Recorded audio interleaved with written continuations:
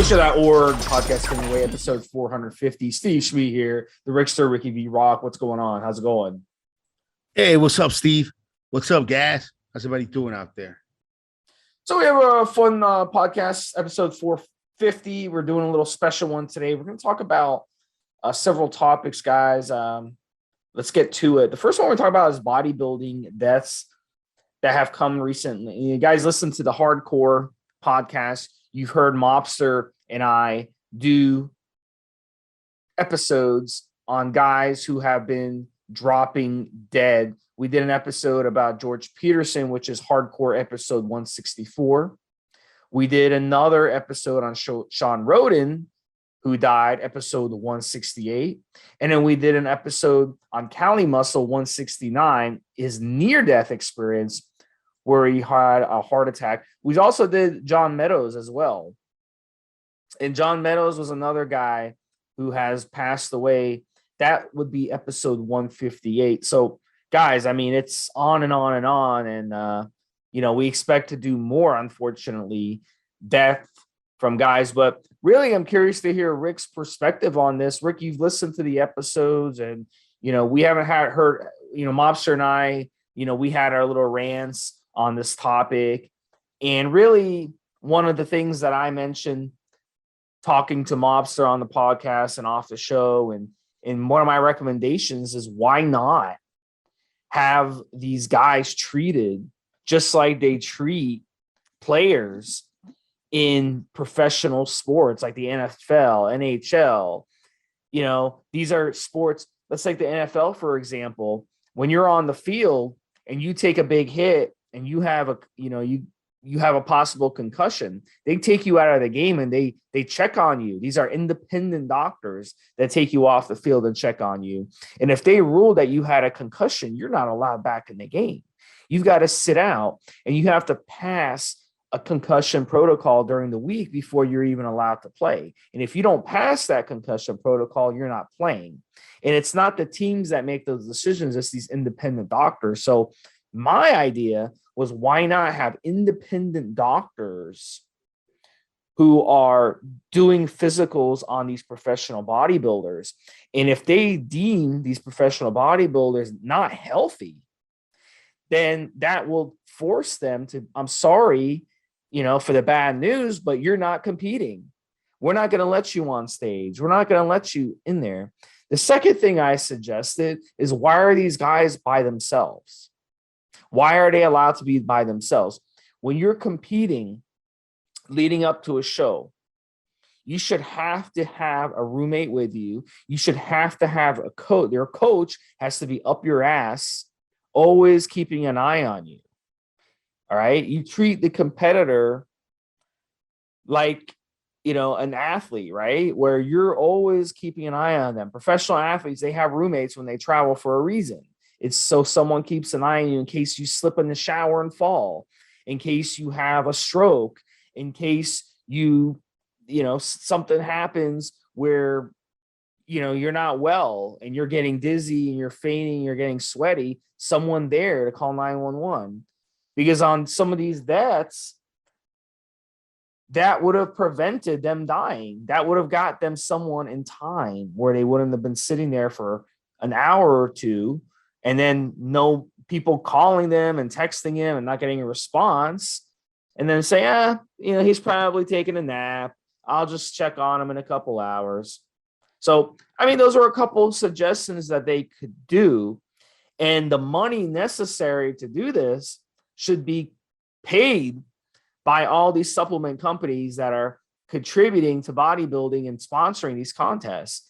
Take a percentage of that, maybe 5%, 10%, whatever, and take that money and put it in a pool, and then use that money to hire independent doctors and hire roommates or companions or coaches, whatever you want to call them, to make sure you keep an eye on these guys, because they're dropping dead ahead of their competition left and right. And it's not helping the situation. Nobody wants to see their hero die.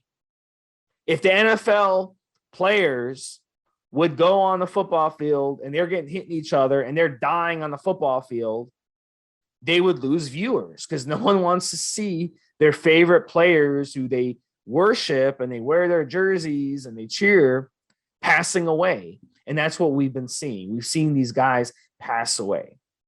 So that's my little rant on it. Just for those of you who haven't listened to the hardcore, that's my suggestion. That's my rant. Now, Rick, I'm curious to hear your suggestions and your rant on this subject. Floor is yours. Like Steve mentioned, part of the problem is that there aren't any good guidelines for helping these bodybuilding leagues keep their athletes healthy. Every year, the judges would like to see guys coming in bigger and more cut, more veins, more striations, bigger. But there isn't anything or anyone or any real system to monitor the health of these athletes along the way. And as long as the judges keep rewarding that hard look, that hard conditioning, it's going to continue to happen. Now, not all of the bodybuilders died coming up to a show. A lot of them died off season, basically, without having a show on the way. But a lot of the damage that is done to your body through these competitions can remain even after the competition is done. You have some serious problems still months after a competition is over with. So the fact that there isn't a good way to keep the guys healthy, there isn't a good way to maybe disqualify competitors that are taking things too far or that are being unhealthy. And then you're rewarding guys for really looking like they're a foot away from death. I mean, these guys and girls can be very muscular, but their body fat, their face, everything, it looks like they're just they got a foot in the grave. Their blood work could probably reveal that they have a foot in the grave at the time that they're competing. And so there isn't a good way to penalize guys for being unhealthy as they're on the way of achieving this look. Other leagues in other sports have tried systems to make sure that guys aren't killing themselves. I know many, many years ago, I was still a wrestler in high school. There were some deaths from kids at the college level and high school level, really dehydrating themselves to make weight classes with smaller competitors, you know. And so nationwide, there was a qualifying program that was put into place that would make you qualify at a certain weight and you couldn't go below it. And they would really kind of make it so that you couldn't hurt yourself to drop down a bunch of weight classes, because your weight class would be kind of decided based on your body composition, height, different markers at the beginning of the season. That's just kind of high school and college wrestling that comes to mind. I don't know how or which way that can be applied to bodybuilding. You know, to be real, bodybuilding it's not a rich sport, very poor sport. A lot of times, some of these competitions cost more money than the money that is generated off them. So it's a tough one. It's a very, very hard one, but one that should be figured out, I think, because more and more competitors are going to keep dying. It's just going to continue to make the sport look bad. It is going to continue to maybe scare some what could be good competitors away from the sport because of this very issue. And yeah, I mean, bodybuilding competitions have become kind of that. How good are your genetics? How much starvation you can tolerate? How many different drugs you can tolerate without dropping dead? You're supposed to be huge and cut. And how you get there are no parameters really, not being tested, really in these competitions. So if you need to use DMP and insulin and epogen and whatever else you need to use in order to get up there and look big and cut up. That's fine. There's no regulation on that, on the types of drugs, on the diuretics. It's really left up to each competitor to run their own science experiment as to how they can get big and cut and show up. And this is just, it's what's really causing the problem. It was really causing the problems and the issues and the deaths and all that stuff. It's a very small sport. There's no regulation of competitors on the days leading up to the competition. My question is, who is profiting from bodybuilding right now? It's the supplement companies that are sponsoring. They're the ones selling all these supplements, and all these people are making money. And a lot of money is lost in bodybuilding. It's not this huge profitable venture. No. And a supplement company that spends a ton of money on a show, it's not guaranteed that they're going to get their money back. If anything, it's become a thing where we supplement manufacturers and some hardcore fans that buy the tickets and pay for access are kind of spending money keeping up these giants, just because they look good. But at the end of the day, are these guys really generating enough sales for what they're costing these companies? Some would say no, some would say maybe, some would say they see improvements, some don't, from hiring these huge guys to promote their brands. But you'd be really surprised, especially I've heard female bodybuilding shows definitely don't make a ton of money. There's definitely always, and this happens in boxing too, let's be realistic. This happens in boxing quite a bit as well, where you have people that are willing to lose. These guys will lose money on these shows. Some big names, big brands want their name associated with a certain show or a certain boxer or certain promotion. They'll put on a show, and sometimes they won't make all of that money back. Sometimes they won't. Fighting leagues are notorious for being big money pits that sponsors never get their funds out of. Not just, it goes across the board with boxing and MMA. There is some money in boxing for sure, but a lot of shows, more than people think, actually lose money for the sponsors. There's usually someone big with big pockets that's putting on the show, flipping the bill, and hoping that they'll make somehow money back down the line with growing their name or their brand or whatever it is. So a lot of shows lose money, as hard as that may be to believe for some people out there. Yeah, and that's one of the reasons I stopped watching boxing a while back. Not just because of that, but also because I got tired of watching, rigged boxing events. When you're doing one-on-one, good chance it's going to be rigged. So it's a lot harder to rig a NFL game when you have 40 some players on each team dressed and a bunch of coaches on each team, and they're making all this money. But boxing match, you just rig. Just bet against yourself and flop in the first round and collect your winnings. And that was what was happening with boxing. Boxing basically got ruined because of Don King. Now, with bodybuilding isn't a spectator sport like boxing. So it's not like they show the Mr. Olympia on pay-per-view or on ESPN or something like that. So they don't make money through TV. So however they're making money, you've got to go in there and take out 5 or 10% of whoever's profiting from bodybuilding, put it in a pool, and then money talks. Okay. Money talks in America with everything. If you've got an issue, throw money at it. So that's what's going to fix this, is money. So put it in a pool and do what I suggested. Make sure there's independent doctors, pay those independent doctors from the pool.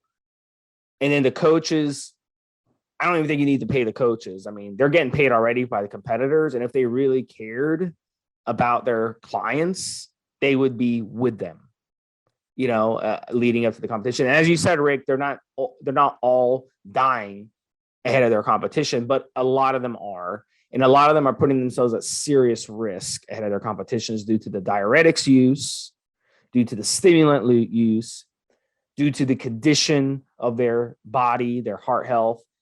And in Cali Muscle's example, where he had a heart attack, he had 100% blockage in his artery, 100% blockage in an artery. And that's something that can be diagnosed ahead of time. You don't have to wait till you have a heart attack to get rushed to a hospital for them to figure it out. You can get this tested ahead of time. So why not once a year have these bodybuilders tested, have their heart health tested, and see? And guess what? If you have a clog in your heart, your arteries clogged, guess what? You can't compete until it gets fixed. Sorry. Now, if they did something like that, these competitors wouldn't put themselves at such a risk. They would be like, well, I'm going to be suspended due to health reasons. So I got to take care of myself better, and I got to make sure I'm healthy. So that would fix the issue literally overnight. That would fix the issue.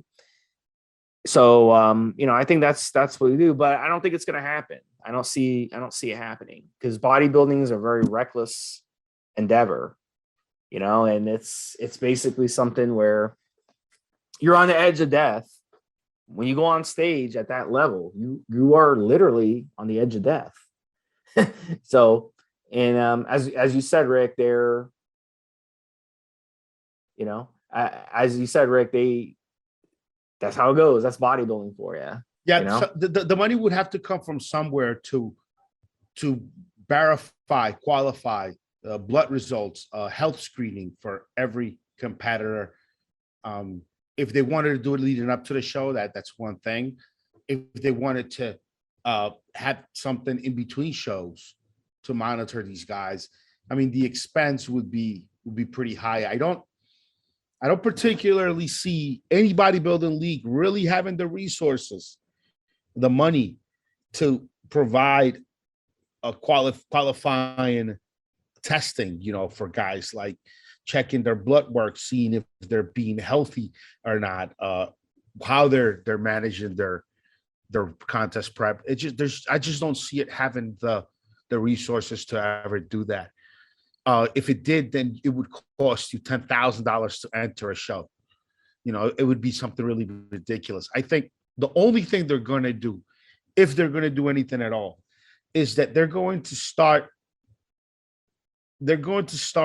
changing the rules on conditioning, and they're going to start rewarding it differently.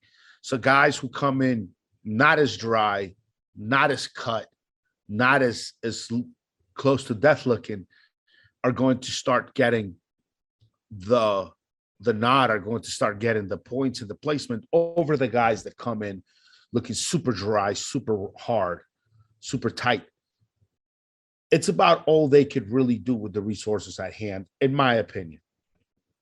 They're just not, bodybuilding is just not a profitable enough sport or a thing or league or whatever to really be able to take care of these guys' health the way maybe the UFC does.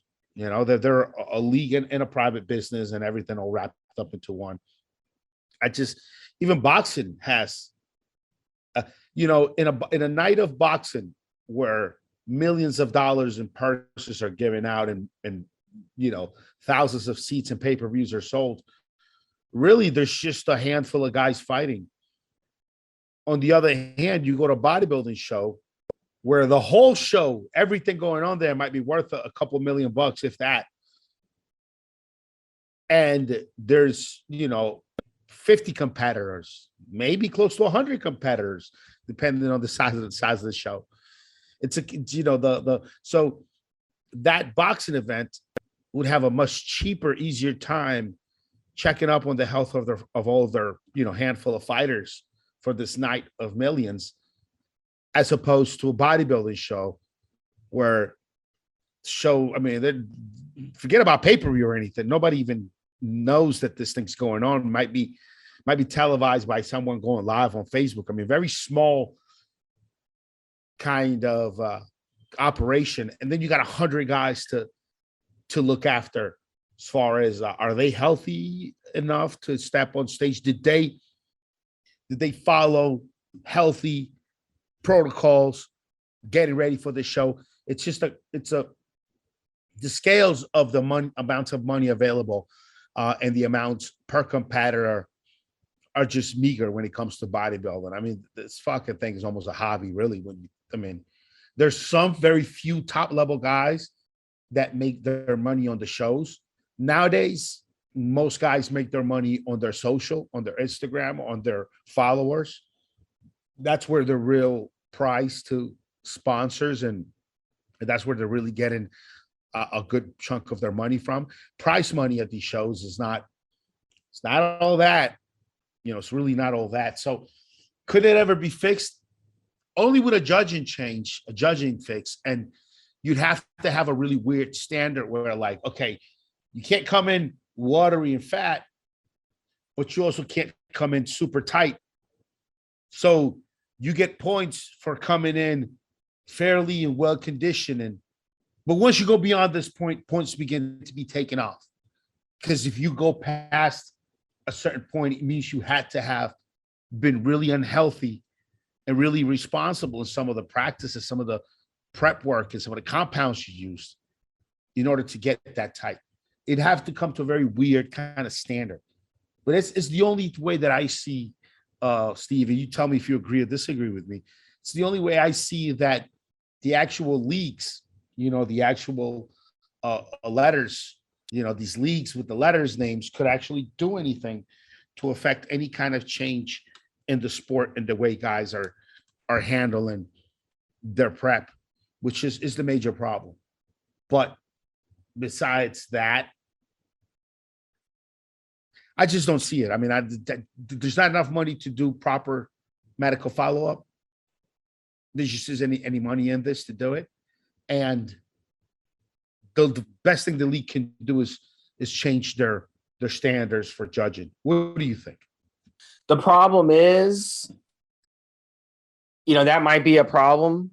I'm not saying it's not, but the main issue is you keep comparing bodybuilding to boxing and UFC. Boxing and UFC, it's black and white. You go into a boxing ring and you knock out the other person, you win. Now I've seen boxing matches where one guy dominated the other person, and then the judges, it was a split decision 2-1, and they gave the points to the guy who didn't even knock the other guy down, blah, blah, blah. Okay, so I get that part, but it's still much more black and white. That's something where in bodybuilding, you're talking about judges judging, and people can have different opinions on who won.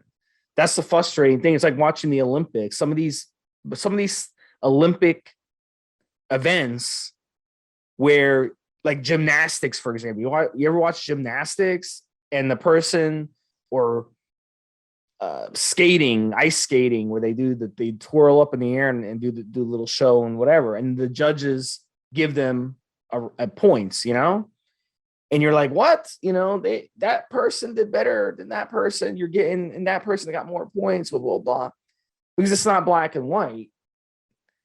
It's not like the Olympic run where the guy takes off and he wins. Clearly he wins, and you're like, okay, he deserves the gold medal. It's not style points. It's not who ran the coolest, where they got style points. You see? That's a problem with bodybuilding.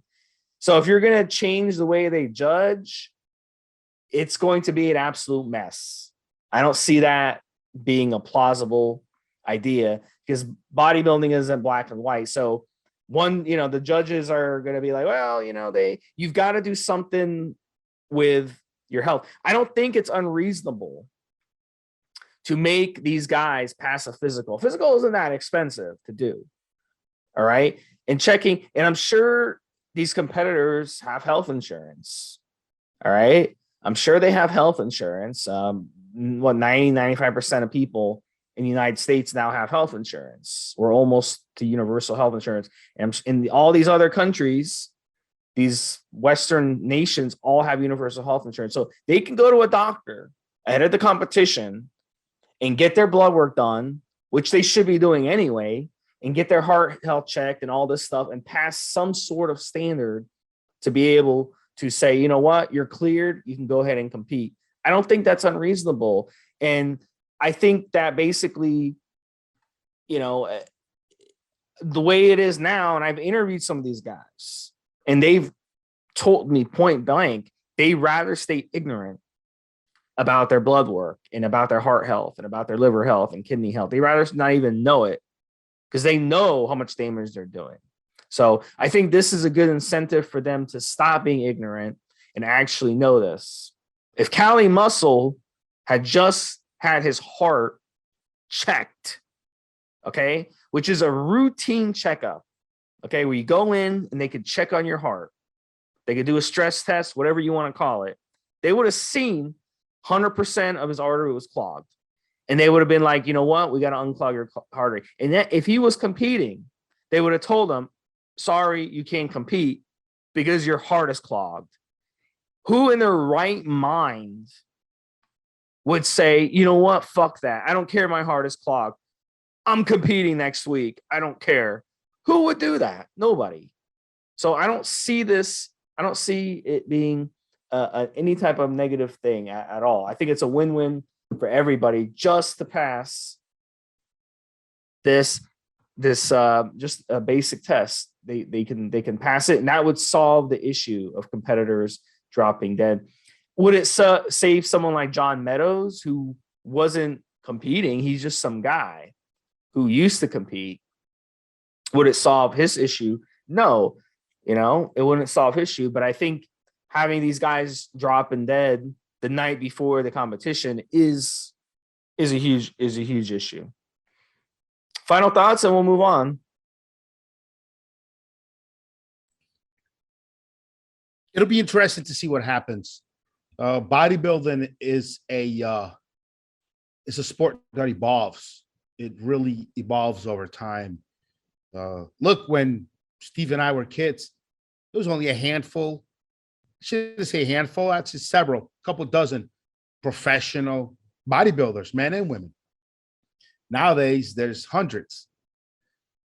The sport evolved. The sport evolved from it being something that a few guys could really do and look good doing and have great results doing, a few pros, to something where, look, they decided to include everybody, have categories for everybody, men and women, ton of categories. Everybody, come on out. Let's all compete. And it became more of funded by the actual athletes and entries to these shows, and all these tons of guys showing up and putting on the tanning solution. Way more supported by that than butts and seats and, you know, purchases of whatever televised shows or anything. It became, it's the sport has evolved. It's evolved. And part of what's keeping it growing and keeping it going is that there are more people competing in shows now than ever. Way more people than ever, way more professionals than ever, way more leagues than ever, way more weight classes, you know, classes. And it's huge. Huge now because of participation, not audience. I think if you went back 20 years, how many people were watching bodybuilding shows versus actually competing? You have a much larger ratio of watchers to competitors. Nowadays, if you see how many people are actually competing versus watching, you get way more competitors per spectators now than you did many, many years ago, 20 years ago. So it'll be interesting to see what the next evolution of this thing is and how the voice and the wishes of those people that don't want to risk their health, get too dry, get too lean, get into too much health issues, too many harsh drugs, the EMP, people who don't want to do those things to compete and be competitive and win. how that can best be, how that's going to be fixed in the sport. It'll be real interesting to see what happens. And Steve and I'll be here to talk about it and comment on it for you guys, and let you guys know what we see, what is our take on things. So yeah, those are my final words. We'll see what happens. Bodybuilding evolves quite quickly, my opinion. We'll know. We'll see it. We'll see it coming along. Next topic we're going to talk about is SARMs, selective androgen receptor modulators. And SARMs are a more mild PED than anabolic steroids. We're also going to talk about anabolic steroids shortly as well. We're going to end the show talking about steroids. I know you guys love the steroid talk, but you know, SARMs are more mild. I think one of the advantages of using SARMs is, one of the things is the suppression is far less than anabolic steroids. Now, with SARMs, you know, you're talking minimum suppression. Your LH, say your LH is at 5. You go on SARMs, it'll drop to 2 or 3. You go on steroids, it's dropping to 0. So the recovery after the SARMs is going to be much easier, because your pituitary glands aren't like completely shut down like they would be on steroids. So that's one of the big advantages of using SARMs. Also, the side effects. SARMs aren't going to give you estrogenic side effects or androgenic side effects the way anabolic steroids would.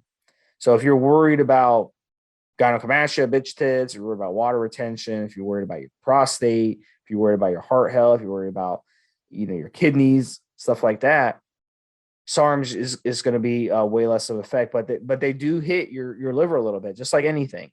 You got to remember with SARMs, the PED dosages of SARMs that we are taking in 2022, in that what guys on the forums are recommending are already 5-10 times the therapeutic dosages, you know, of what they were medically produced to be dosed at. So we're already jacking up those dosages. So yes, it's going to hit your liver a little bit, but nothing like steroids would, you know. So if you're running a PED dose of Dianabol, for example, and you're running a PED dose of a SARM, you're not going to have the same effects on your liver. You're not going to have the same effects on suppression. So there are advantages that SARMs have. Now, the thing is with SARMs, they're not going to give you some of the benefits that you might be looking for, like you would with steroids. Like, it's not going to cause your bench press to zoom up. It's not going to cause your weight to shoot up. It's not going to cause you to build an incredible amount of muscle in a short amount of time, like anabolic steroids would. It's not going to give you that aggression that you would on an anabolic steroid. So those are the disadvantages of using SARMs. And also, at the end of the day, when it comes to cost, for what SARMs give you versus steroids, you can make the argument that SARMs are way more expensive. Like, you could grab a 5-week cycle of Dianabol for, I don't know, $40 or $50 at the most.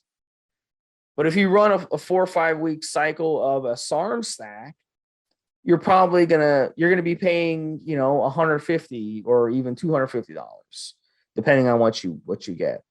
So some you know, most of this, a lot of the steroids are much cheaper than SARMs. So there is the cost issue. So you should never go the cheap route on SARMs. That's one of the things. I think SARMs are more faked than anabolic steroids these days.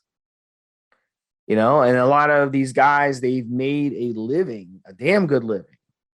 And we've seen a couple of them get busted recently. I actually did a podcast on one of the guys for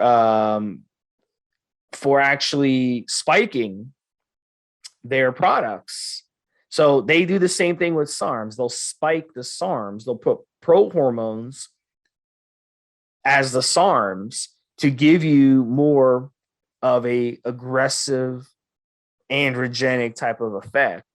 So a lot of guys will get a lot of side effects on these supposed SARMs, but they're not really taking SARMs. So you really have to be careful where you get your SARMs. They are way more faked than anabolic steroids. I think there was a Canadian media company that actually randomly tested like 11 or 12 different SARMs companies they bought online. And out of the 11 or 12 that they tested, all of them, aside from 2, were not what they advertised, were something else. So you've got to be careful, guys. You got to use trusted sources for sure for SARMs. Rick, what's your thoughts on this? SARMs are the thing, and they're here to stay. When they first came out, I wasn't all that hot on them. And as time has gone on, I've warmed up to SARMs more and more because I see more people using them and having great results with them. So if you want to check out our SARMs wrap-up show where we discuss every SARM in depth, check out episode number 360. Episode number 360 is a great episode if you want to check out some of our episodes where we talk about just the regular SARMs. And then obviously RAD 140 is episode 352, LGD 342, Testosterone 332, Ostrin 338, Carterin 330, YK11 episode 346, MK677 Nutribol episode 344, SR9009 Stenabolic, that's going to be episode 356, Andarin S4, that's episode 340. So those are good podcast episodes if you want to check out some of our information on SARMs, what Steve and I think about the subject. One great guy to listen to when it comes to SARMs information is Dylan Gemelli.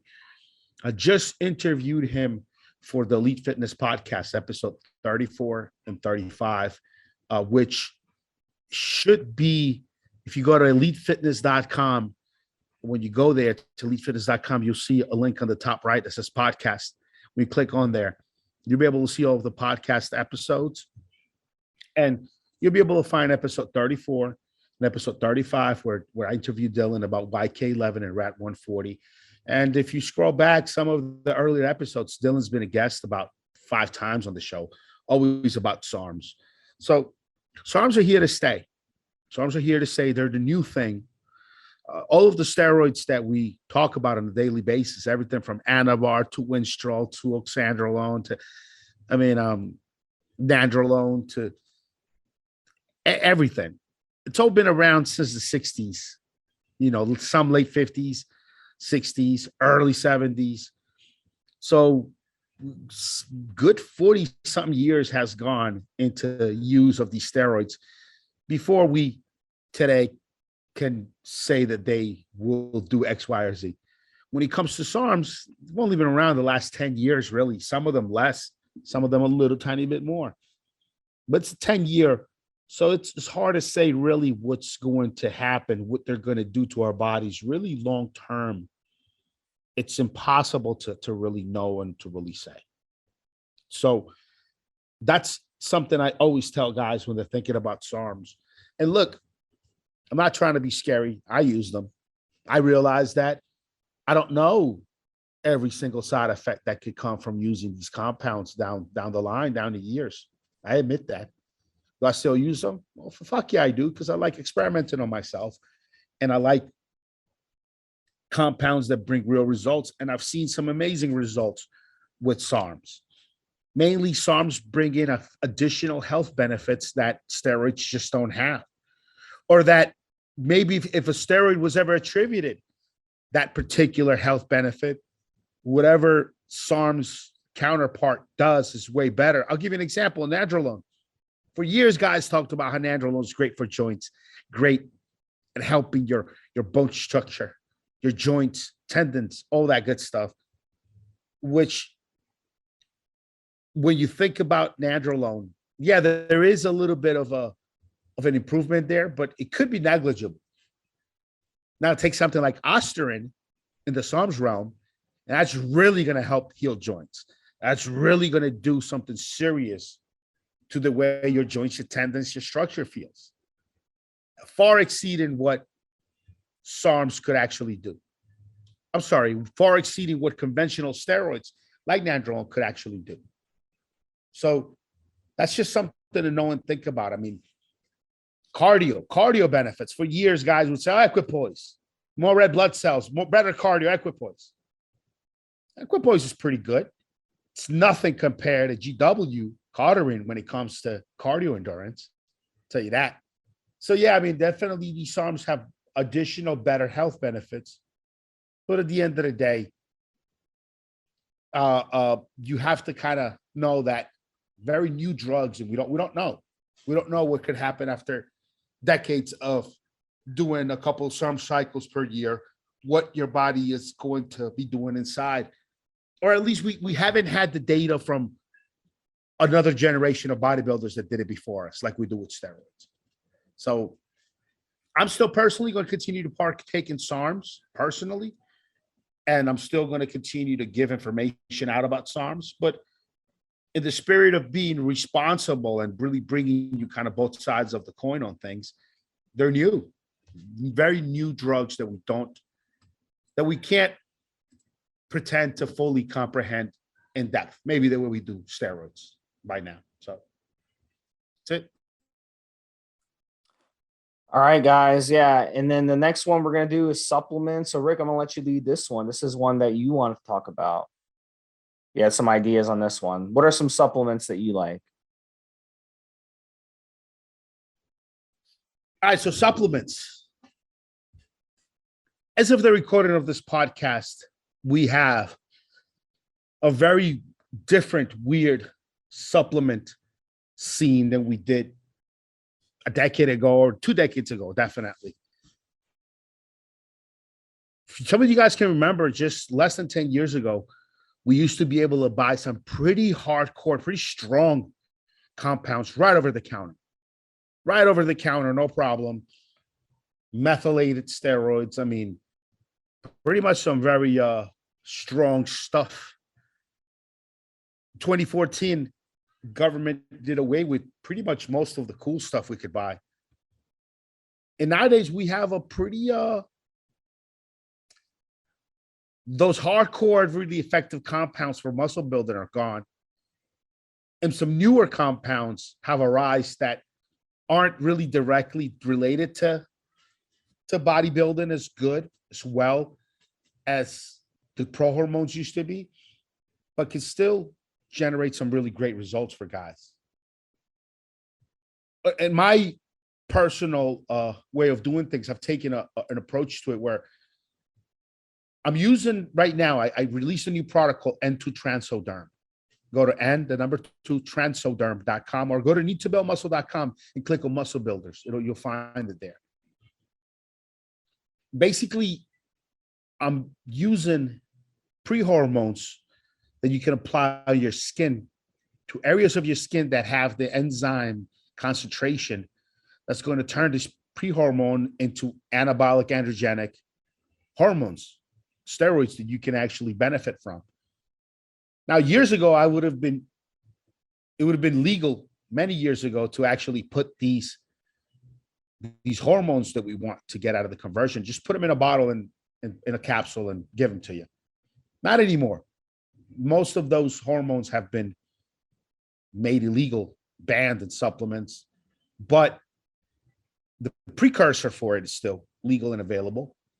And I could use some of these precursors, put them in a cream, and you apply them to the part of the skin, the enzymes, where you're going to get some conversion. This is kind of the strongest things we got right now, guys, to be honest with you. Some of these precursors, and that's about it. Now with the skin application that I'm using for my N2 Transoderm products, pretty strong, but that's all we get now, guys. Most of the hardcore anabolic stuff has been banned. There are some new ingredients, some new stuff out there in the realm of nitrates, NO2 ingredients, things like that, but not a lot, not a whole lot, not like it used to be years and years ago. So the supplement scheme right now for guys who want to grow muscle mass and buy stuff over the counter, they're going to SARMs. which SARMs are still in the gray area where they're not banned, they're not illegal, but they're also not fully legal to be put into supplements. So instead of pro hormones or methylated hormones like guys used to get before 2014, now guys are buying SARMs. And there are some nicer, cooler ingredients that entered the market, different types of proteins, some hormone precursors, different things. But the FDA is getting rid of ingredients, I think, a lot quicker than we can come up with them. And they get rid of a lot of stuff that, in my opinion, should have never gotten rid of. So for the supplement buyer, if you're trying to grow muscle, just on supplements alone. If you're a natty guy and supplements are your only extra boost, you'll be well served. There's some decent stuff out there. If you're a steroid user, there aren't that many supplements out there that you can really stack to your regimen that are going to add anabolic potential. Like maybe you used to do a DECA testosterone cycle, and then you would buy Superdrol over the counter and throw that on. Or you would run, a little cycle of maybe some Trenbolone and some Prop, and then you throw some Trembotestin and some of these other really crazy pro hormones that were available over the counter. You throw that right in. Don't do that anymore. Those hormones just aren't that strong. You can use my topical N2-transferderm to increase anabolic hormones while you do an oral, or maybe you do some TRT.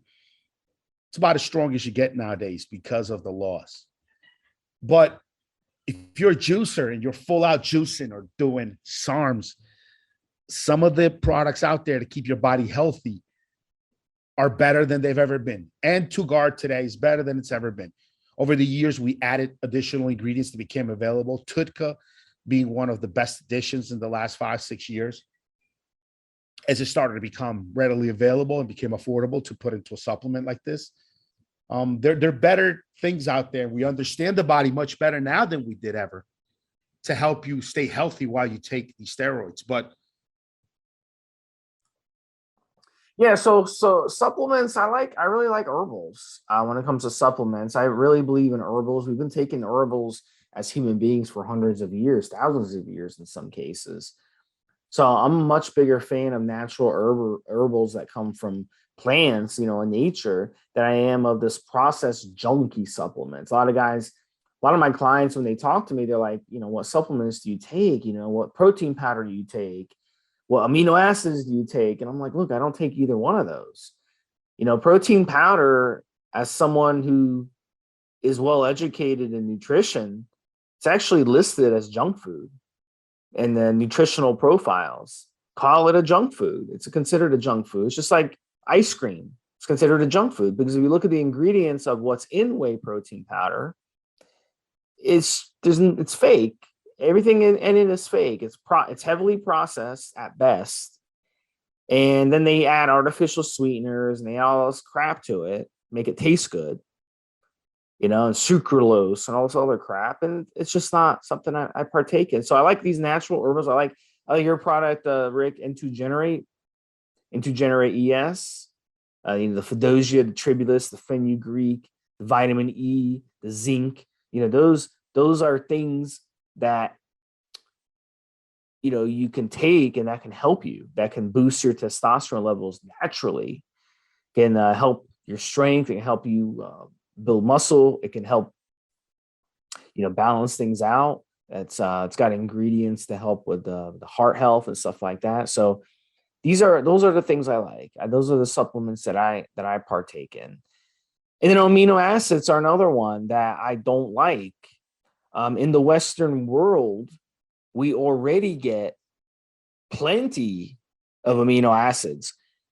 To actually spend money to supplement amino acids makes absolutely no sense. It's of no benefit to you. It would be like supplementing with sugar. Oh, I need to supplement with sugar. Oh, I need to supplement with salt. It doesn't make any sense because we already get too much sugar and too much salt in our Western diet. So adding more amino acids makes no sense. So really, I'm not a fan of either amino acids or whey protein. A lot of people want to know which supplements I don't like. Those are the two that are very, popular, but those are the two that I find to be frankly counterproductive. And you can spend your money on other things. But at the end of the day, food is number one. Food is the number one supplement. All right. And, and then you want to use supplements, or when you're on steroids, you want to use supplements that are going to help your liver, kidneys. So N2 is another good supplement that I like. And it really makes a difference. If you're on a cycle and we're going to talk about steroids in a little bit, and you run out of N2, you'll feel the difference once you run out. And then once you get a bottle and you start back on it, you're going to feel much better. So it's a really popular product. I think it's the number one selling product, N2BM sells. Is that correct, Rick? It's among the top sellers. Yeah, it's among our top four, Yeah. top four, top five.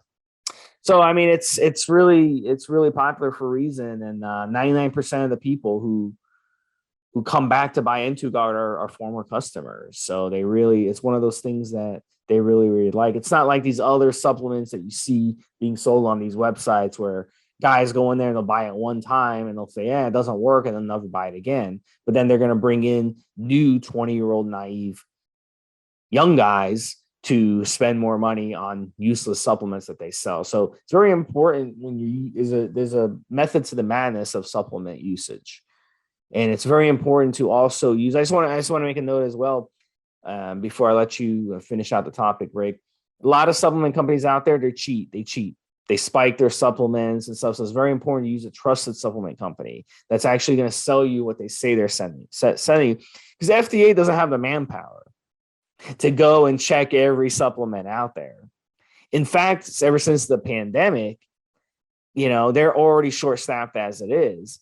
And I had a podcast I did with Mobster, and I talked about it. I gave the statistic of how many, I don't remember the number, but it's a very small percentage. I think 4% of all supplements are even tested by the FDA these days. 4%. And that's the way the supplement companies, that's what they want. They'll say, FDA sucks and all this stuff. They don't want the FDA to test their products because they want to keep cheating. Because most of these supplement companies are run by businessmen and they just care about money. They don't know the first thing about supplements. So of course they want to cheat. Of course they don't want the FDA to test their products. So you got to use a trusted supplement company. N2BM is trusted. They have their products tested. And I've been a customer of theirs for 12 years. So they've always been top notch. So you want to go with a trusted supplement company that's not going to spike products, not going to lie about what's in their products. That's very, very important. Know what you're putting in your body, guys. So Rick, finish out this topic and we'll finish out with some steroid talk. When I started my company many, many, many years ago, over a decade now, I wanted to really deal with my guys, the guys that I can understand, the guys on the forums, the steroid users, the bros. I don't dislike newbies. I like talking to guys who are on their journey, but these kind of, newbies, the guys that only get amped up about fitness 3 months out of the year at the start of the year, and then they slack and they're here, there, they want a magic pill and all that. I just don't have a lot of patience for those guys. I like the hardcore guys, the guys that are running cycles, that if I get on the phone with a customer and he's got some questions, this dude's done 5-6 cycles. He's been around the block for a decade and we're exchanging ideas, we're exchanging information. It's the kind of customer I really wanted to cater to and talk to. And so a lot of my time and energy and assets are spent on servicing existing customers and not so much going out to find new ones. My guys, the guys that buy from me, from the Need to Build Muscle brand, you guys have been lifers at this. You guys have been consistent in the gym for years and years and years. Sometimes there are breaks for a year here, 2 years there, because family, divorces, disease, a lot of things happen. But for the most part, you are the guys that since high school, since college, have stayed on the grind, have stayed active, still care about the way you look. And so good majority and good way that my brand has continued to stay alive is I continue to cater to the same customers for years and years and years. And I don't run a bunch of ads. We don't do Google ads. We don't do Facebook ads. We don't do Instagram ads. We don't do any of that shit, guys. Really don't.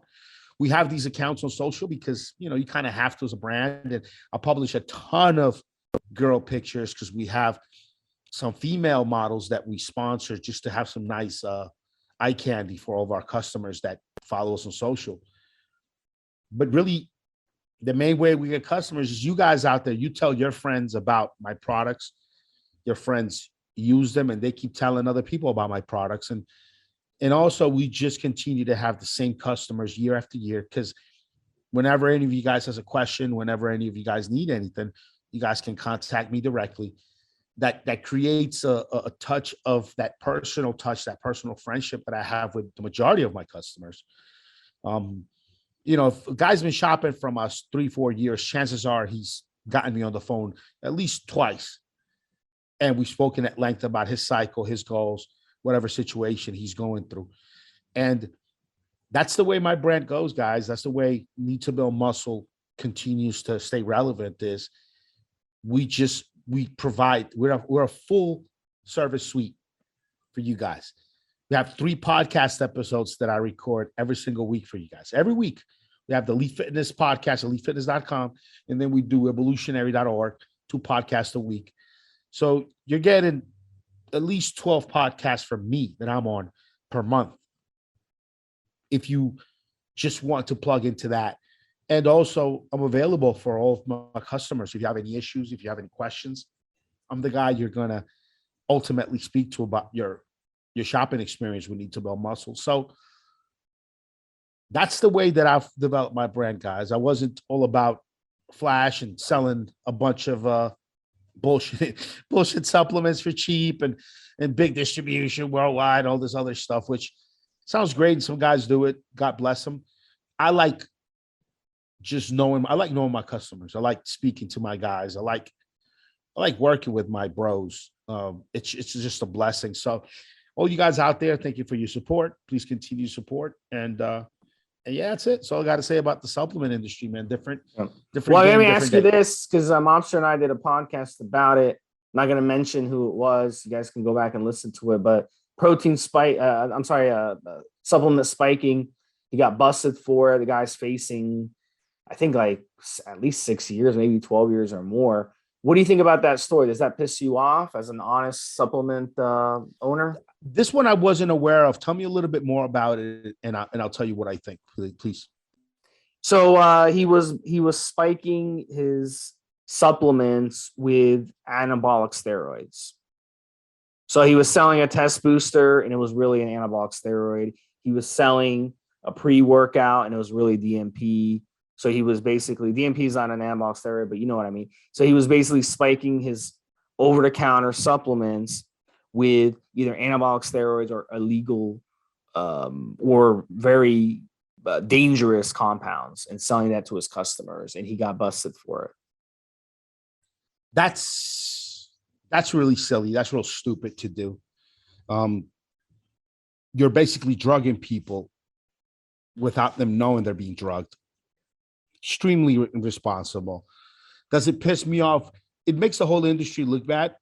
It makes regulators think they need to regulate us further, which they do a good job already of regulating the fuck out of anyone manufacturing. And that's kind of how we get slammed on regulation is through our pressure being put on manufacturers. So I don't think there needs to be much more of that, but it gives the illusion that there needs to be more regulation and more. Listen, there doesn't need to be any more regulation. Just as long as we enforce the rules that are in the books now, I think we'll be pretty good as far as the future of the supplement industry. But yeah, I mean, it's just never right to drug anyone. No, I mean, for any reason, it's just never right. So just on that alone, I think guy's a scumbag. Does he need to do 5, 6, 7 years? I don't know the specifics of the case, but fuck, man, you're drugging people. Like, people think they're getting something natural and they're getting drugged. They're getting drugs that are affecting their liver. Like you can't fucking do that with people and get away with it. So I definitely agree that there needs to be something coming down the pipeline. If you're being offered a supplement product that should be mostly natural, it shouldn't have any banned ingredients, and really the whole time you're being slipped a drug, an unapproved drug. That's that's fucked up. That's definitely not right.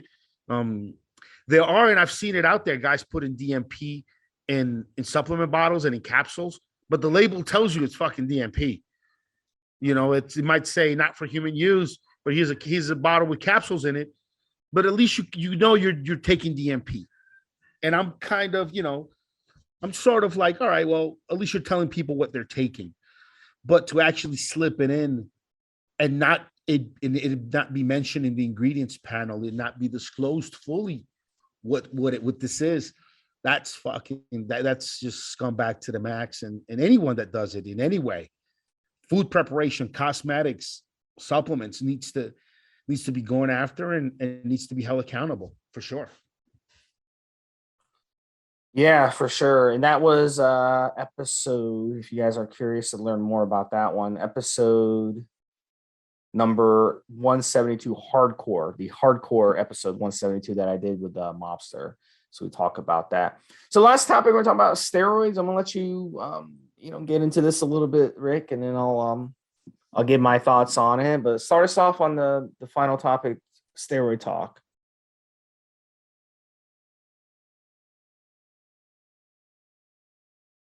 That's a good what's a good start to this? Let's see here. Let me get started in this topic.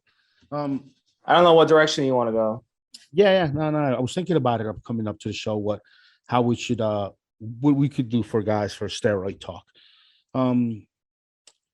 So check this out, guys. We're starting. I'm going to date the podcast, which we never do, but this is January of 2022. We're starting January of 2022. It's definitely a new era. It's just a new dawn in performance enhancement drugs in the world. There are probably more performance enhancing drugs available now. I'd say twice as many as there was a decade or two ago. There's just more drugs out there on the market. And unfortunately, the quality of the drugs has gone downhill quite a bit. 20 years ago, you would only be buying human grade or veterinarian grade stuff. You would only be buying drugs that were made in approved laboratories, pharmacies, real brands. Nowadays, everything is UG's underground. Guys are taking DMP way more now than they ever have. Same thing with insulin. Same thing with human growth hormone. There are more brands and more available human growth hormone out there than ever. More peptides that can be used along with or in the place of human growth hormone now more than ever. It's a real buyer beware market. And all you guys out there that are partaking in this industry, buyer beware. Be real careful who you're buying your steroids from, where you're getting them from. Same thing with your peptides, your SARMs. I would say now more than ever, knowing who you're dealing with, checking up on reviews, checking up on test results of product being sent out for testing. All these things are extremely important now more than ever. Knowing your source, knowing who you're dealing with. Because back in the day, you just needed to find the brand that you wanted. And as long as the brand that you wanted, like Organon or Brovel or Dencal or, whatever you were looking for, you just needed to make sure you got quality, legit product from that brand, that it wasn't bootleg. You're pretty good to go. That's it. Nowadays, brands can be good for a minute, go to shit the next minute. Brands can be hot for a minute, then they could get enforcement come down on them. Sometimes national enforcement in the US, sometimes enforcement across the seas when some of these outfits are running operations in foreign lands, shipping stuff in. It's really start of 2022 is really buyer beware. Definitely buyer beware. Definitely make sure that once you get a good supplier or a good brand that's delivering good quality, make sure that you continue to check on the reputation, make sure the quality doesn't go downhill. You know, back in the day, if you got Organon, legit Organon, it was always good. And there was no danger of Organon starting to send you bunk shit all of a sudden or taking your money, right? I mean, it just didn't happen. Organon would be Organon because they were under regulations to produce what they had licensed to produce. It's not like that with underground labs anymore.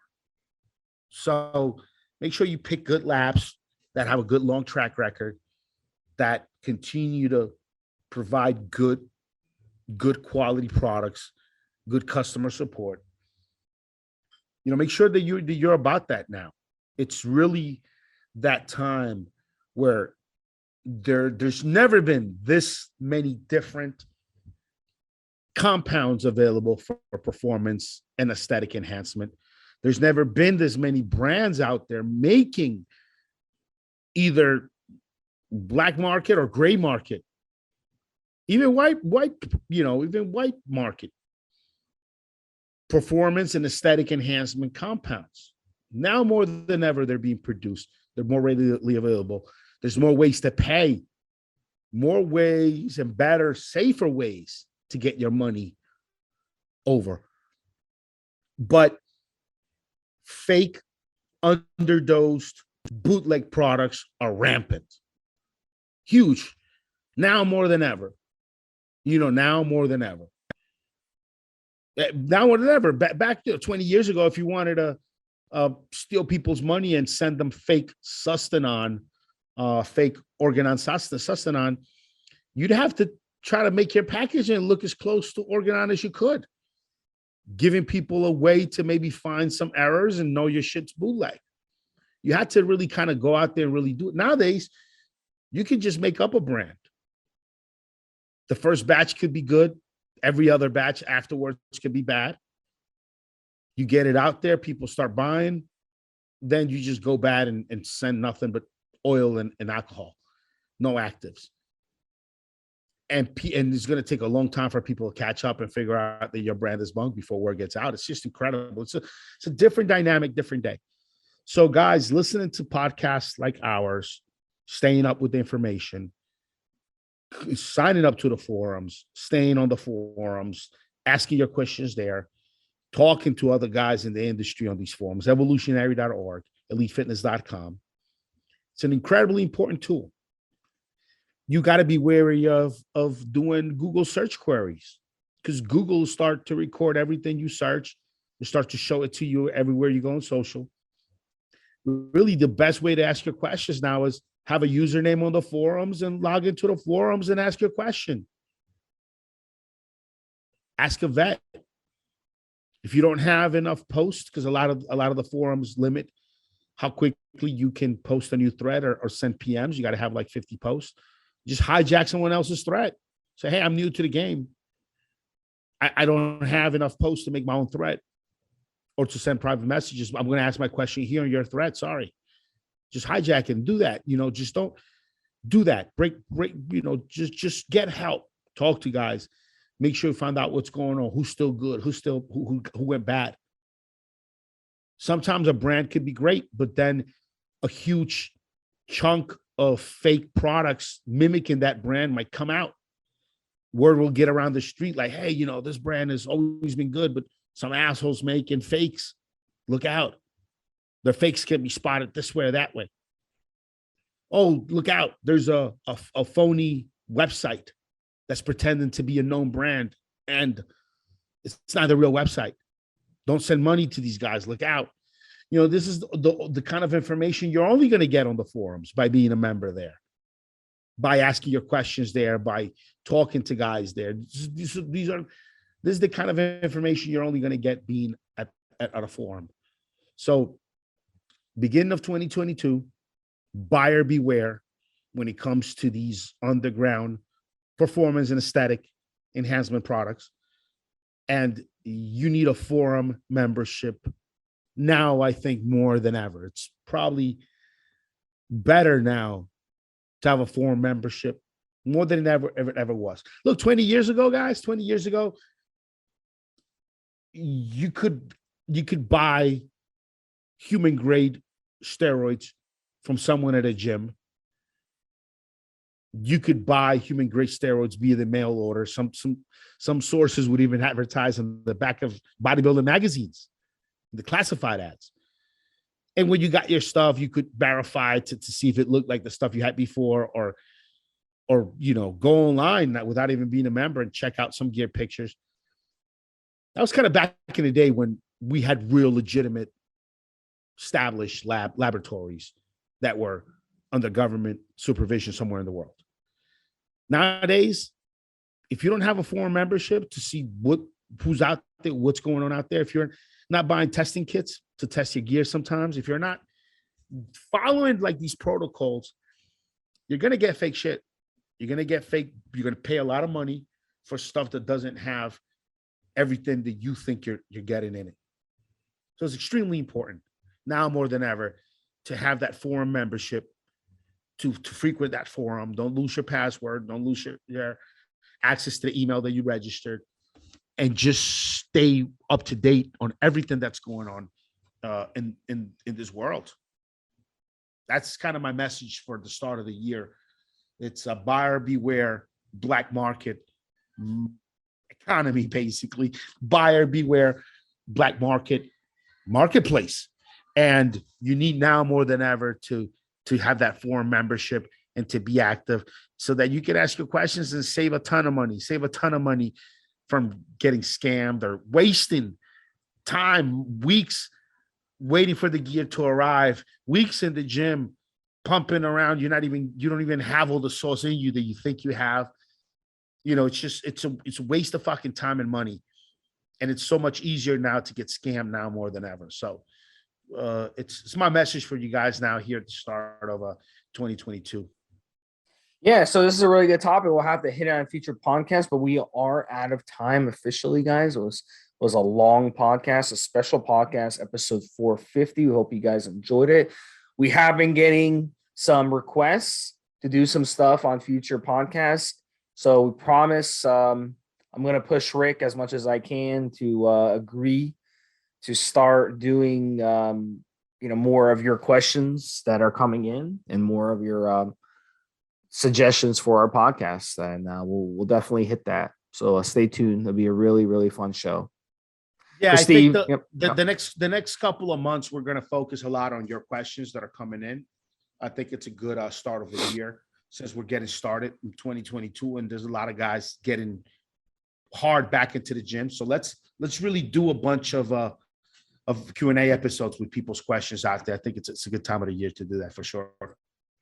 Episode 450 with Stevesmi and Ricky the Rock. We'll talk to you next week. Later. Have a good one, Steve. Have a good one, guys.